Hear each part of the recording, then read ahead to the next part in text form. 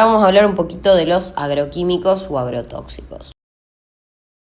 En esta imagen se puede ver la clasificación según la toxicidad de los agrotóxicos. Puede ser extremadamente peligroso, altamente peligroso, moderadamente peligroso, ligeramente peligroso o casi sin peligro. Y eso depende, como les decía, de la dosis. En este caso se toma la dosis letal 50 como parámetro para comparar la toxicidad de los distintos componentes. Y tenemos el distinto símbolo para simbolizar, digamos, cada uno de los tóxicos. Los primeros que vamos a ver son los compuestos organofosforados anticolinesterasa, es decir, los COFA. Son compuestos orgánicos degradables que contienen enlaces fósforo-carbono y que se utilizan principalmente en el control de las plagas, plaguicidas, principalmente de insectos, es decir, que son insecticidas. Entre ellos está el malatión, el paratión, el fentión, pero también algunos de ellos son utilizados como medicamentos para revertir el bloqueo neuromuscular, como la neostigmina o la piridostigmina, tratar el glaucoma, como el ecotiopato, o la miastenia gravis, como la piridostigmina.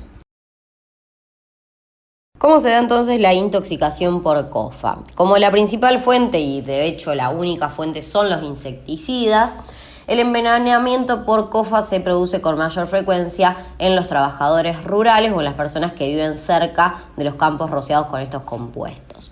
La vía de intoxicación puede ser tanto la vía inhalatoria, la vía digestiva, o decir, la vía oral y la vía cutánea mucosa, se absorben bien por todas estas vías, y el mecanismo de toxicidad está ligado a la inhibición de la colinesterasa plasmática, que es una enzima que normalmente degrada a la acetilcolina. En este caso, como se inhibe la colinesterasa, no se degrada la acetilcolina y esta se acumula en la sinapsis, lo que justifica el cuadro clínico de estos pacientes, que es un cuadro clínico de tipo parasimpático. Recuerden que la acetilcolina es el principal neurotransmisor del sistema nervioso parasimpático, con manifestaciones que son principalmente de tipo muscarínicas y en menor grado nicotínicas.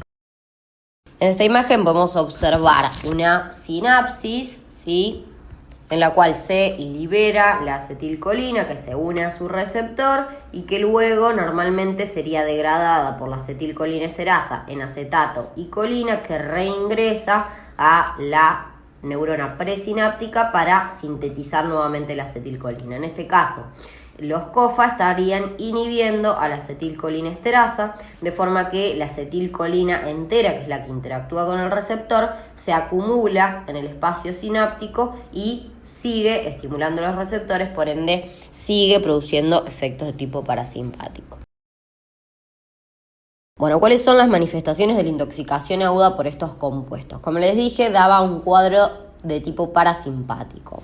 La estimulación de los receptores muscarínicos se refleja en la clínica por un aumento de la salivación, lagrimeo, diarrea, vómitos, broncoespasmos, que clínicamente los podemos evidenciar por medio de los roncus, las sibilancias, la hipoxia, y el paciente también puede referir que le falta el aire, es decir, que tiene disnea. También el paciente va a estar bradicárdico e incluso puede llegar a tener un bloqueo AB, un bloqueo aurículo-ventricular, en la cual se disocia, digamos, la contracción de la aurícula con la del ventrículo, y eso puede llegar a dar lugar a un síncope también, y va a tener las pupilas mióticas, que eso es bastante, digamos, evidenciable sobre el examen físico y nos puede ayudar bastante. El cuadro clínico de tipo nicotínico, por la estimulación de este tipo de receptores, puede dar lugar a debilidad y fasciculaciones a nivel de los músculos.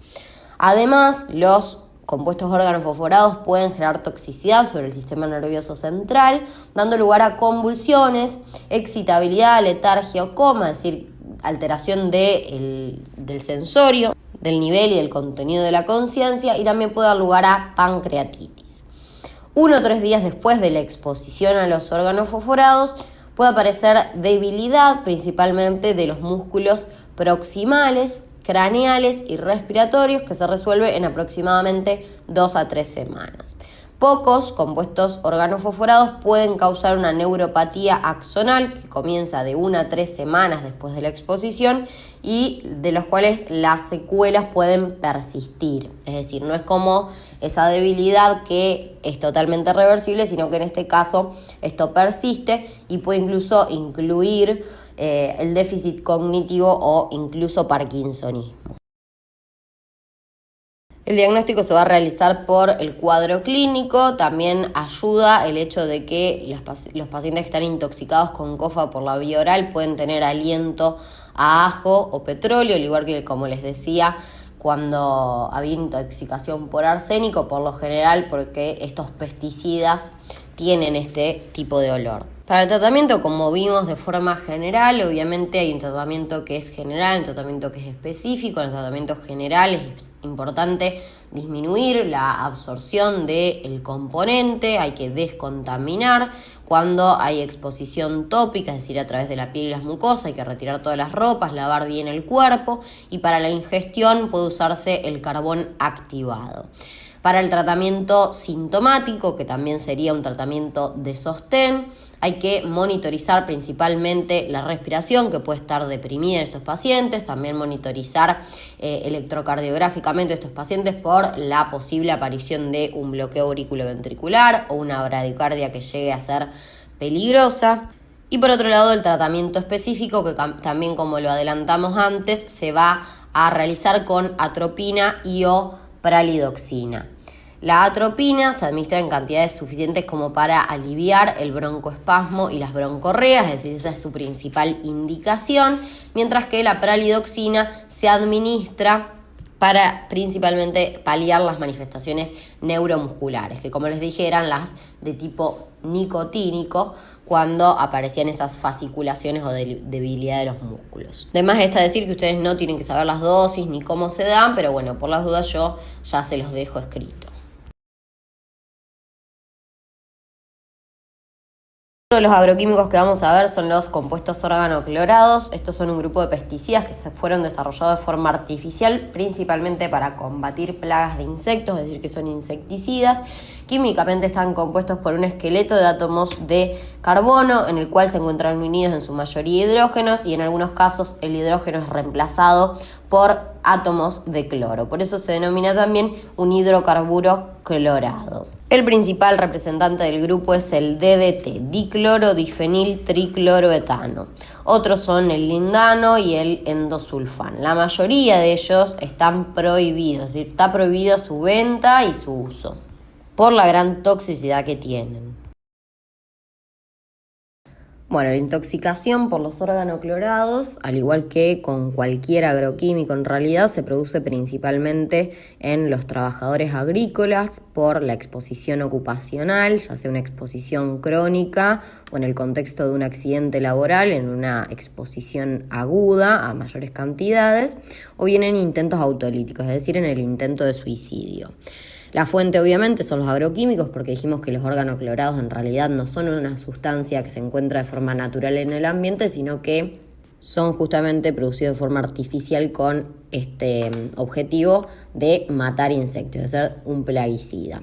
Dentro de las vías de intoxicación, las más importantes son la vía oral y la vía inhalatoria, y en menor medida la cutánea.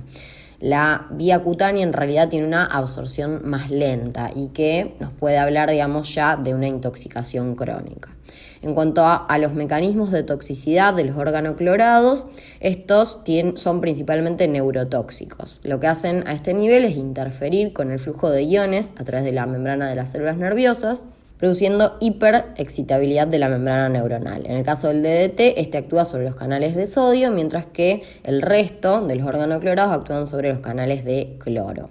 A su vez también son mutagénicos y carcinogénicos, y esto es importante en la intoxicación crónica, más que nada en esa exposición ocupacional, por ahí a concentraciones más bajas, porque puede ser un productor o un factor añadido al riesgo de padecer cáncer más adelante.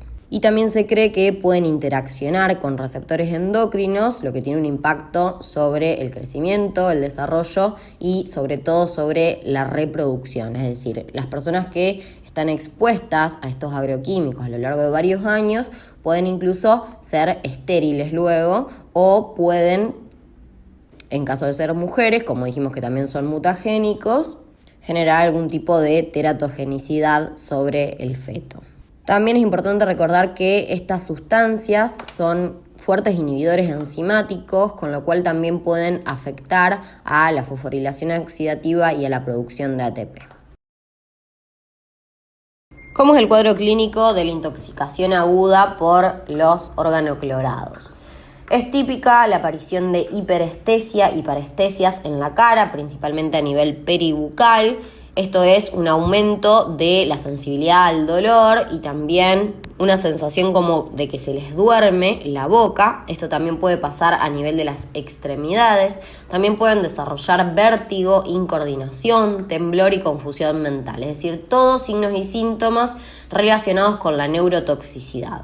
En los casos más severos también pueden presentarse contracciones musculares involuntarias e incluso convulsiones generalizadas que suelen aparecer antes de las 48 horas y pueden también repetirse, es decir, no va a ser una convulsión única.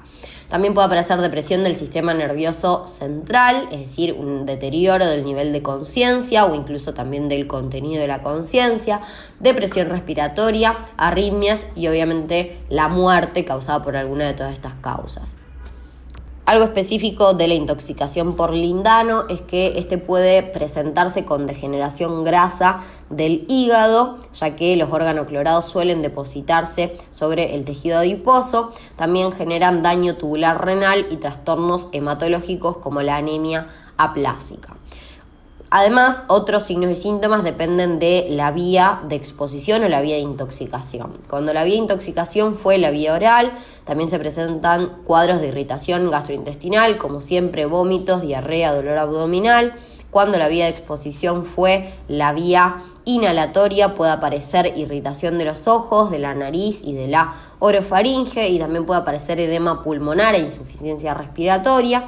Y cuando la vía fue cutánea, se presenta una dermatitis eczematiforme, una erupción maculopapulosa, ¿sí? Se inflama la piel, básicamente.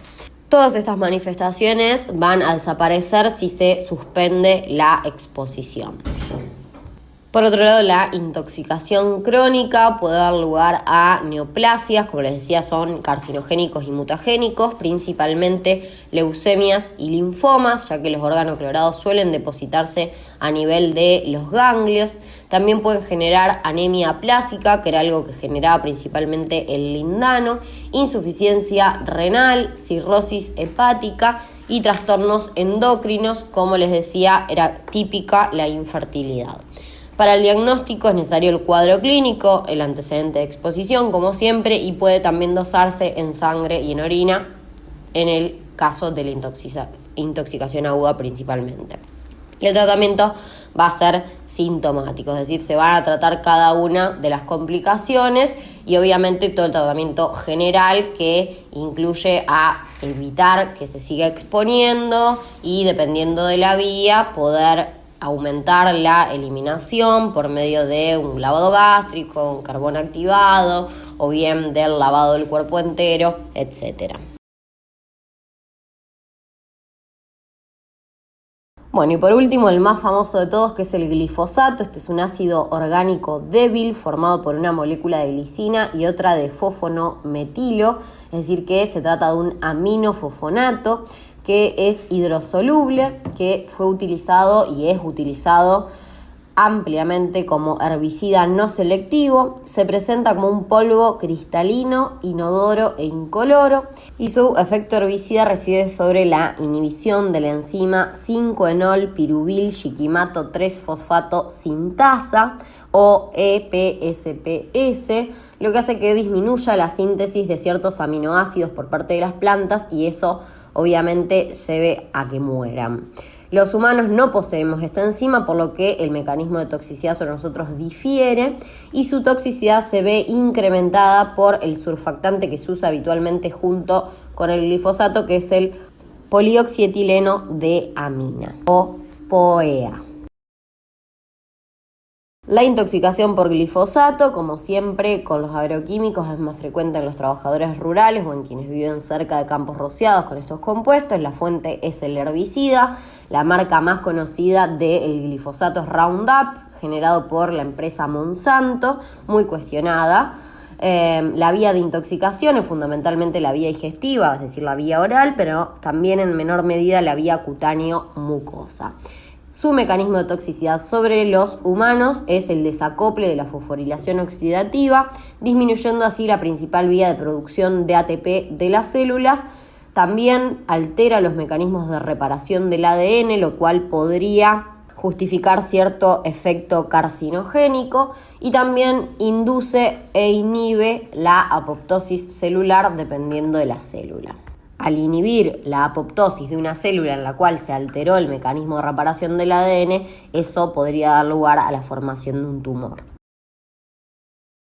Bueno, ¿cómo es el cuadro clínico de la intoxicación aguda por glifosato? Las manifestaciones más frecuentes por la vía oral son obviamente un cuadro de irritación abdominal con vómitos, diarrea, dolor abdominal. También es característico el ardor orofaringeo, el ardor a medida que pasa, el compuesto.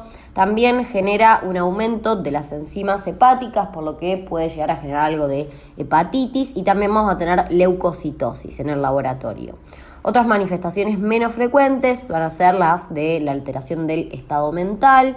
Puede haber una afectación renal con oligoanuria, acidosis metabólica, ya que dijimos que el glifosato era un ácido, por ende vamos a tener una acidosis metabólica con anión GAP aumentado por la presencia de este nuevo ácido. Puede llegar a haber hipotensión arterial, shock, erosión o ulceración de las mucosas con hemorragia digestiva, eso bien relacionado con el hecho de que es un ácido sobre la mucosa. También puede generar edema pulmonar, mareos, cefaleas, debilidad muscular, etc.